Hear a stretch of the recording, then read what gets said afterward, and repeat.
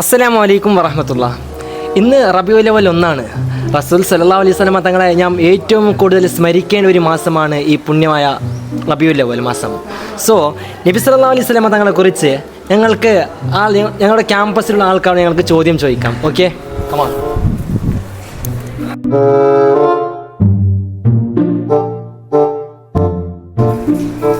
അപ്പോൾ ഗൈസ്, ഇപ്പോൾ ഒരാൾ കുളിക്കാൻ പോകുന്നുണ്ട്. അപ്പോൾ ആ സമയത്ത് ഒരു അൺഎക്സ്പെക്റ്റഡ് ആയിട്ട് ഒരു ചോദ്യം ആയിരിക്കും. ഓക്കെ, അസ്സലാമു അലൈക്കും. ഇർഫാനാ, എങ്ങോട്ട്?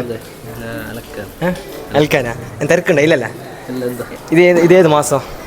റബീഉൽ അവ്വൽ മാസമല്ലേ? അപ്പോൾ റബീഉൽ അവ്വലിനെ കുറിച്ച് ഞാൻ ഒരു ചോദ്യം ചോദിക്കട്ടോ. നബി സല്ലല്ലാഹു അലൈഹി വസല്ലമയെ കുറിച്ച് ഒരു ചോദ്യം ചോദിക്കുന്നത്.